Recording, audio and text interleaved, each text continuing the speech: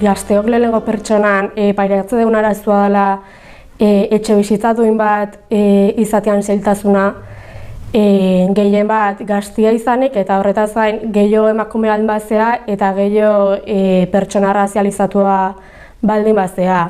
Etxe bizitza negozio bat bihurtu dute eta eskubide bat izatetik privilegio bat izatea pasada.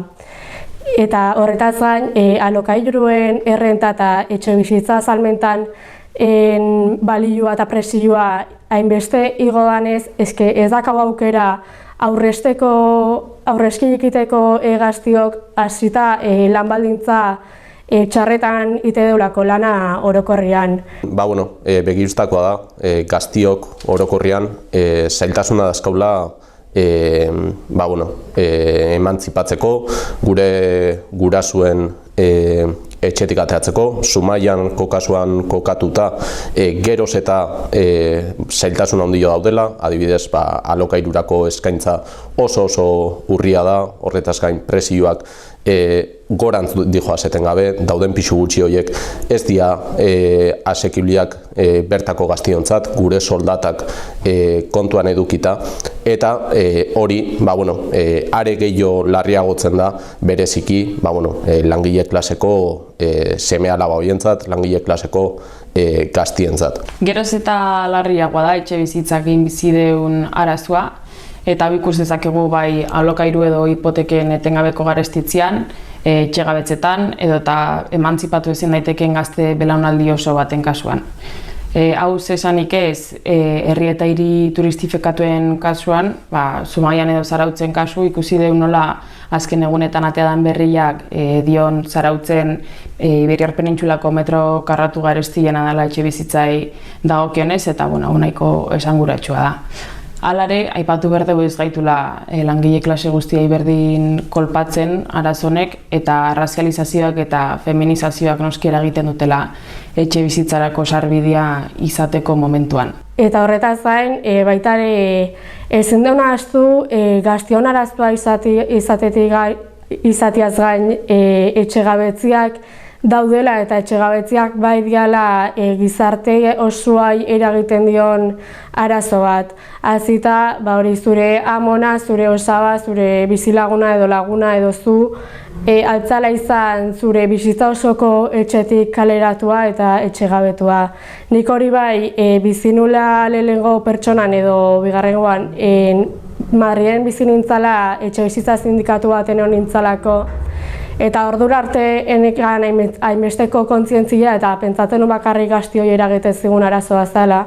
Eta bertan neola ikusi nuen nola familia osoa nola botatzen zuen kalea, ikusten nuen nola 80 urteko amona bat botatzen zuen kalea, eta horrek bai inpaktau zira eta bai ikusi nola gizartean gizarte osoa eragiten igula eta bastante itxututa gaudela etxegabetzien inguruan ez daulako igual horren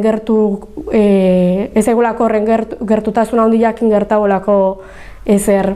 Izan ere, gaur egun etxe bizitzaren arazoa asko sinestarazi nahi duen bezala ez dalako arazo generazional bat. Ez dalako helduak, gure gurasoak, gure aiton-amonak edo helduak orokorrean diala etxe bizitza pilatzen dituztenak eta gaztiak arazo hori sufritzen dutenak, baizik eta hemen daola klase gatazka bat, daola arazo nagusi bat dala, etxe bizitza gaur egun ez dala bizi bitarteko bat, baizik eta dala merkantzia bat, dala espekulaziorako tresna bat, eta hor eragiten dutenak hori diala enpresari handiak, diala propietaioak, eta noski, instituzio publiko ezberdinen babesakin, modu bateako sariekin lokatzen jartzen badezu etxia edo eta bar, eta hor benetan izkutatzen dana aipatu bezala klase gatazka bat dalako eta ez belaunaldi arteko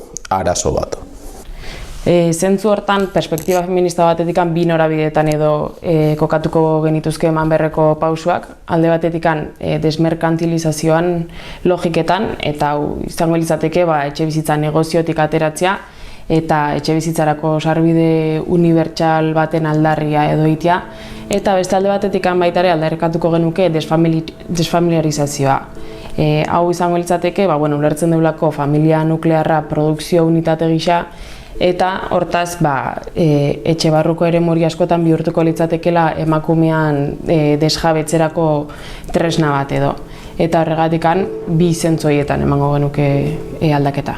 100.000 euro eskatzen dira etxebizitza, babes ofizialeko etxebizitza tasatuengatik, eta ez dira aukera erreal bat, ez dira egokitzen behaien aukeretara, eta askotan horiek bukatzen duena da, precisamente, ja dagoeneko baliabide gehien dazkaen familia horiek, klase ertainekoak, propietaiuak, enpresariak, azkenean, txantxullo ezberdinen bitartez behaiek erosten, eta inkluso askotan ez dianean benetan etxebizitza sozialak bermatzeko neurri batzuk, klausula batzuk zehazten, gure inguruan ikusi izan diteu kasuak nun erosi eta segituan jartzen dituzten alokairuan, jartzen dituzten alokairu turistikoan, eta benetan ikusten da ez dela etxebizitza behar bat sekala pertsona horrek, baizik eta etxebizitzakin espekulatu nahizula, eta askotan instituzio publiko ezberdinak ez dituztela bermia jartzen, benetan etxebizitza behar duen horietara bideratzeko eta baimentzen duela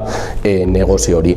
Horren aurrean, badaude beste aukera batzuk, ziurrenik gehiago egokitzen dianak langile klaseko familia hauek eduki ditzakeen beharretara, izan gaztiak, ez horren gaztiak, alokairu sozial parke handiak izan daitezken bezala, edo bestelako aukerak, baina guztiz bestelakoa dianak eta benetan egokitu daitezkenak pertsona horien beharretara, eta ez hainbeste gutxi batzuen interesak bermatzen jarraitzeko baliabideak izan daitezen.